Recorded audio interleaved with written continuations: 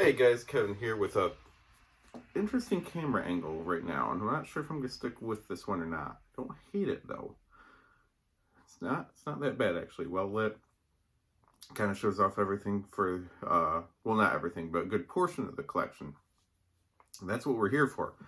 We're here for collection updates. So let me see if I can do this here. This is stack one.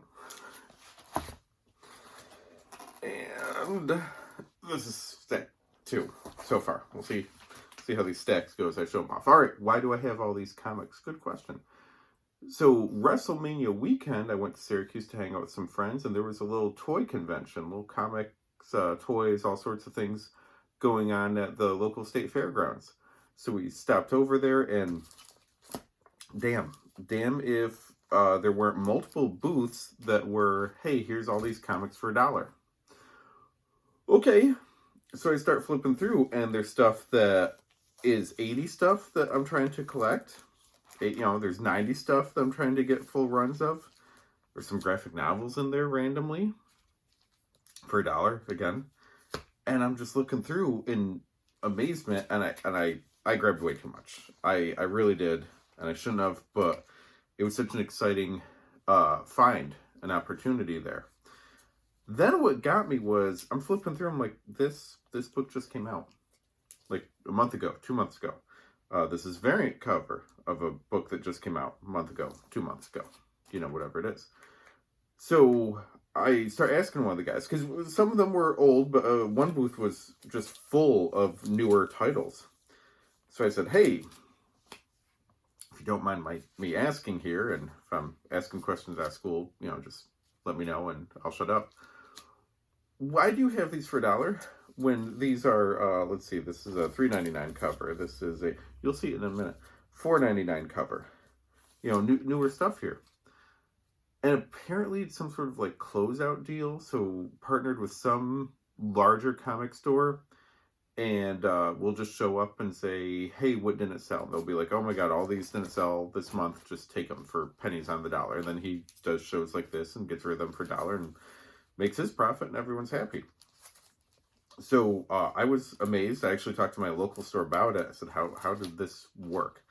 They're like, yeah, if you order enough quantity, you've made your money in the sales to your subscriptions and your walk-ins.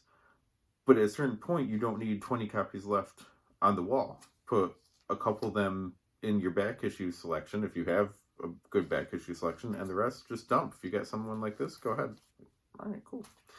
Now, the other thing with two giant stacks of comics like this, I'm going to double dip, because with these being $1 each, these are also very good finds for the thrift store hoard videos that are done as part of TRN TV, the Retro Network. That is also on YouTube, and the Retro Network, you could just do like a Google search or go to theretronetwork.com and find it. I occasionally do a podcast when I'm feeling okay enough to do it. Long story.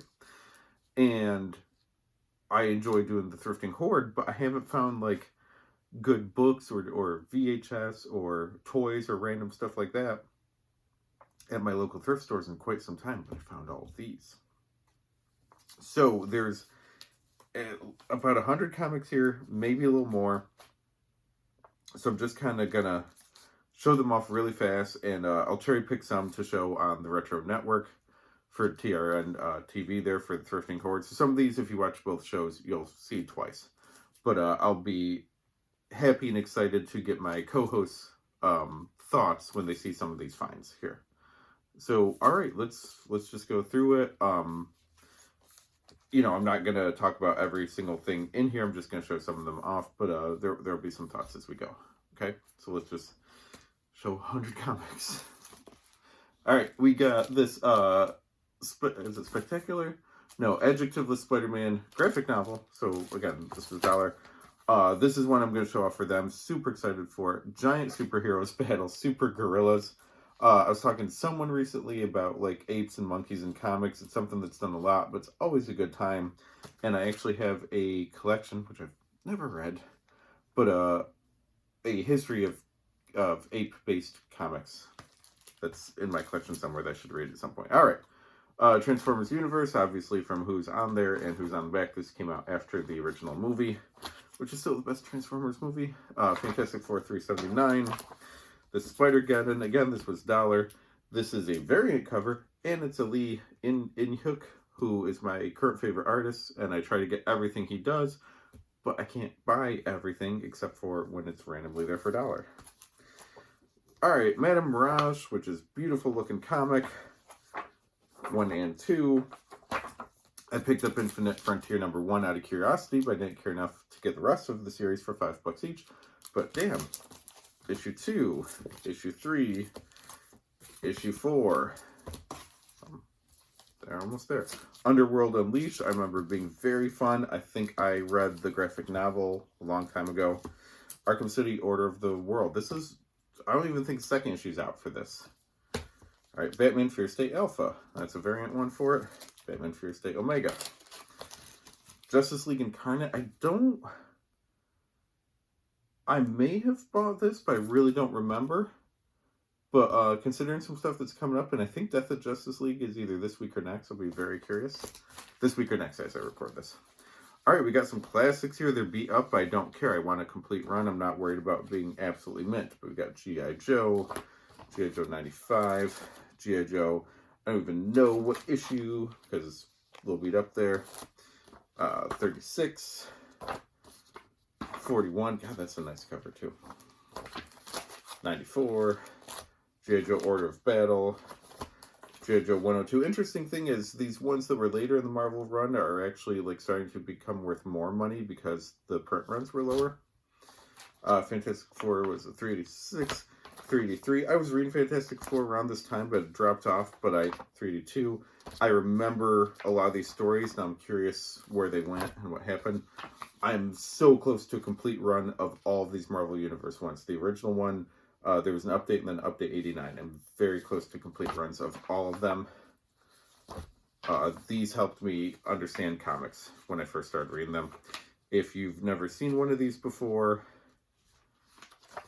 it's such a detailed write-up of their history thus far to that point. It got me caught up on a lot of Marvel continuity, and I never stopped. Alright, Solo Avengers, again, something I'm trying to get all of.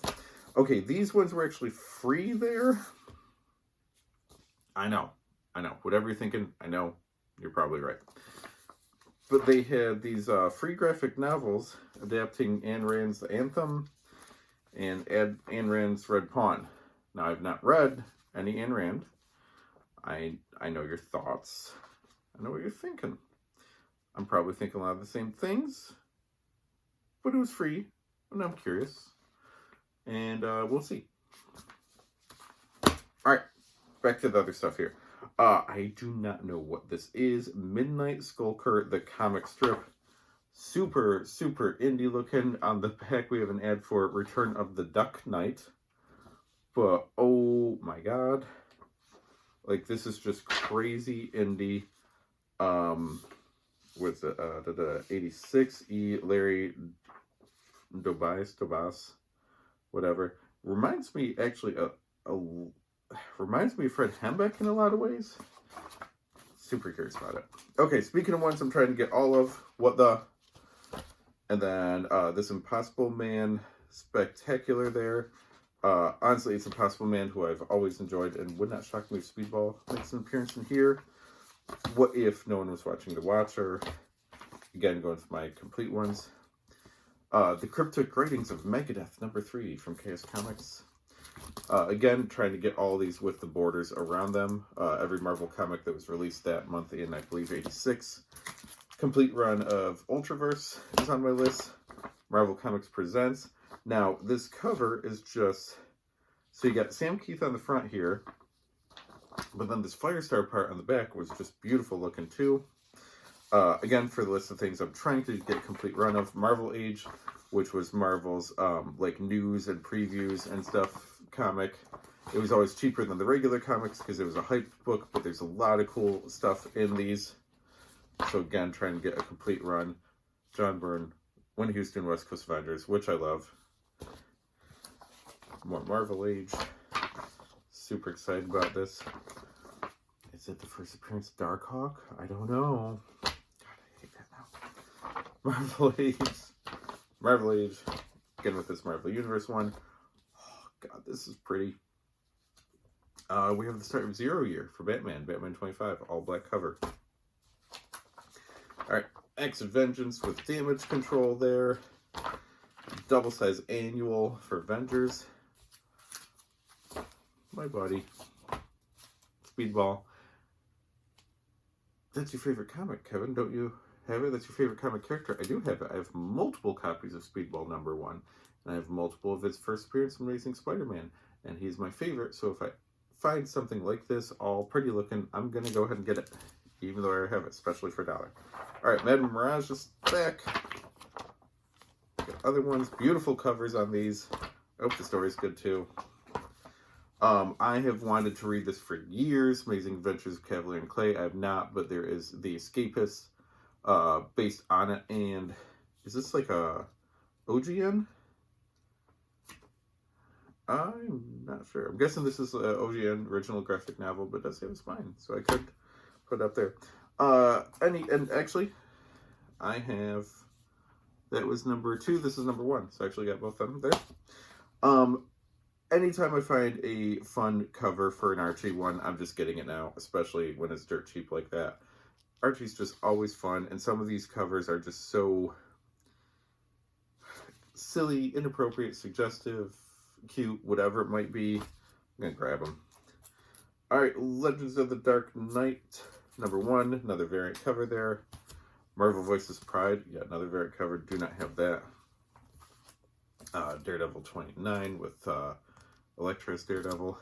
I debated buying this for a long time because it's written by Mark Bernardin, who I enjoy listening to on the Fat Man Beyond podcast with Kevin Smith, but it was a $5 book when it came out, and I'm like, $1 though. Black Friday from Black Caravan, which is an imprint of Scout, which I try to do Scout stuff because Scout follows me and I follow them online, and they're good people. Alright, pile 2, Transformers, original 80s ones. So again, I grabbed any of those along with any G.I. Joes. This is Justice League 19 with a Liefeld variant cover. Crazy Teen Titans 26, another variant one there. This Batman 66 is a variant. Crazy looking one. Is that Two-Face? Everyone's on there. God, that's a good cover. Alright, I have no idea what's going on with them, but that's giant size X-Men for Magneto variant one there. Powers of X. Marauders variant. I kind of dig the knuckle tattoos there. Alright, Marvel Initiative. New Fantastic Four. What did you do? 547. 546. These are Michael Turner covers as well. 548. I'm collecting the Marvel annuals from when I started reading, so why not the DC ones? I'm trying to get like all of High Evolutionary War and Atlantis Attacks, but hey, here's Invasion from DC, so maybe I'll start that one. Joker's Daughter there, showing up in Catwoman. Another part of the Invasion annual ones. This cover is just beautiful, and I'm really not sure who did it, but Batgirl one here, and honestly I grabbed it for cover. That just looks so cool. Deceased #2, I think I picked up one, but I'm not sure. Amazing Nightcrawler. Hulk Verines, again it's a variant there. Marvel Comics Presents, a variant. Cosmic Ghost Rider destroys Marvel history. Again, with books I'm trying to get all of. Grew. You Can Blame the Wizards podcast for me picking up this one. Spectacular Spider-Man 70, Silvermane Take It Out, Cloak and Dagger. God, that's just an awesome looking cover there. Speaking of cool covers, I like my flippy covers. So this is Justice League United. Marvel Fanfare #1. I was really surprised to see that in $1. But these were like non-continuity, more adult, mature. Sounds like I'm saying there's like smut in it or something. It's just like, it wasn't like for 8-year-olds. This, I'm super curious about. Ultimate Marvel Superhero Toy Collector's Guide Year 2 from Marvel. Never seen this before. And I bought Toy Fair and everything back in the day. Super curious about this. Hellcat #2. Superior Iron Man #1. Silver Surfer Black Mary Jane variant cover. Oh my gosh. Again, dollar. We got an Empire variant cover there. Marvel Voices Legacy. Mighty Avengers with this awesome Daredevil Elektra cover. Rom Annual #1. Rom is one I'm going to try to get, but it's very tough. Daredevil, Fred Hembeck, variant cover. Holy cow. Hulk #1, and that's She-Hulk as Hulk. There was no she for a while there for her. Executive Assistant Iris when Aspen was doing their 10 for 10 line, which is when I was reviewing like all their books back then too. Batman 77, part of City of Bane. Hellions, issue #3. X Factor graphic novel there, The Many Lives of Madrox.